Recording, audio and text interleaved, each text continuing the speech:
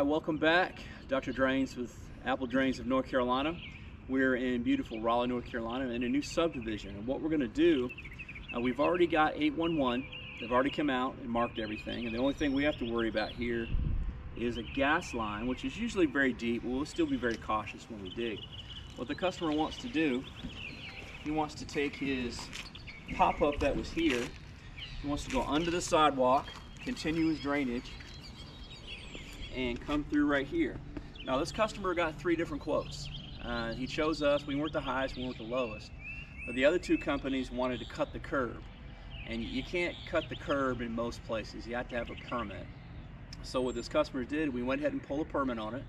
I actually met the inspector out here. He was very particular about where he wanted it and where he didn't want it.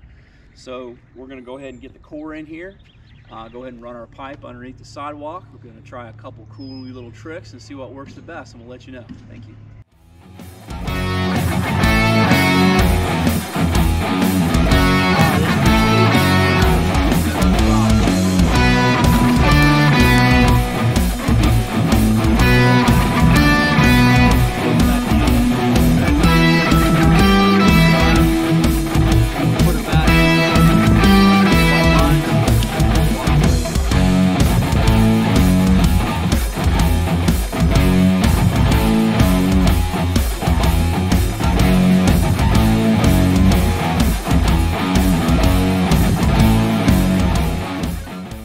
So what we're going to do is we're going to watch Robert do this. On the other side, it was all clay. It's zipped in, it's zipped out, no big deal. This time we're hitting a little bit of that gravel that they put underneath the sidewalks. So Robert's got a really nice technique he likes to use. And what he's going to do, and I'll explain it, then you're just going to watch him. He'll take the drill, he'll drill underneath, he'll loosen up that concrete or that gravel mix, he'll pull it out, push it aside, drill it in, pull it aside. Guys, I've dug underneath sidewalks with the shovel. That's hard. This is better. You get to keep excellent employees like Robert. Well, you get to keep excellent employees if you have the right tools that make it easier for them. So what we're going to do is watch Robert do this for a couple times, and then that'll be it. Right. And he has his safety glasses on too. Safety first.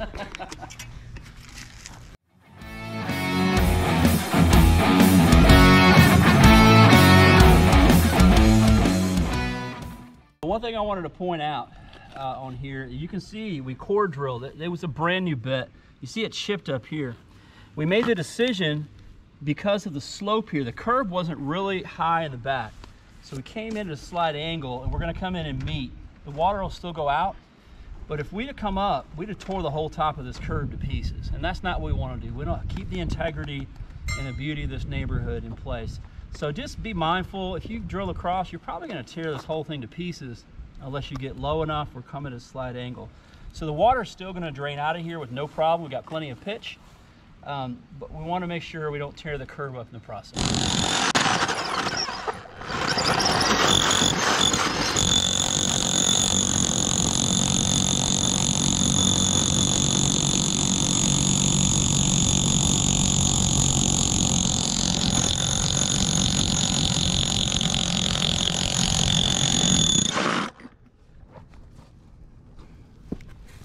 Are you ready for the money shot?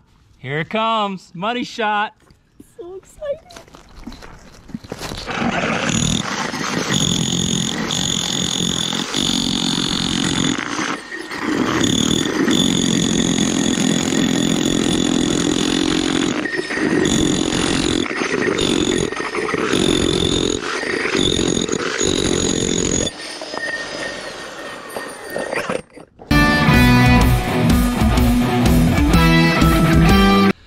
So what we're going to do here, guys, is we're going to connect these 2 pieces.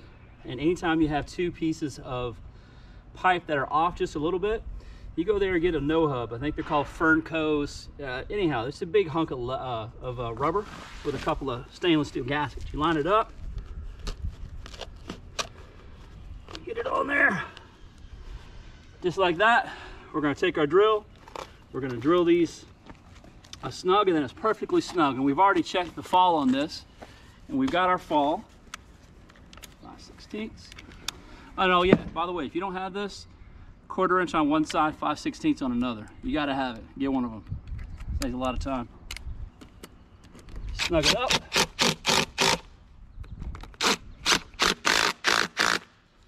All right, she's on there good. So we got our fitting going through the curb. Sarah will come around, and of course we'll clean all this up. It's got it snug into the curb. Nothing's gonna be leaking out.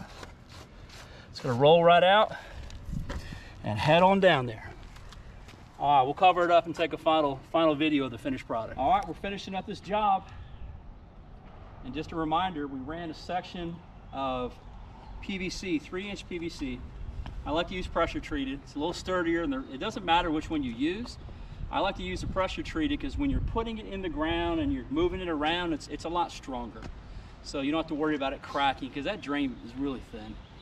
So we started here, we got a nice Corvette, and we got the side back down. Now this soil is extraordinarily rocky, and that's why you see some clumps on top here. We raked it up really nice, but it's really rocky. So after the first rain, this will all disappear. But what we found was just a bunch of rock and filter here. We got solid pipe all the way under, and right here, it's one of those things that you don't know until you dig it up. We actually were going to stop here. Robert actually went back. We found a piece here that was damaged. It was cut. And so what that was doing was it was letting roots and everything grow in there. Dirt was falling in there. So we actually cut it back a foot and made one solid connection, hooked up right there. So now this customer, when it rains, his existing system, it'll flow down here and it'll flow right out the front,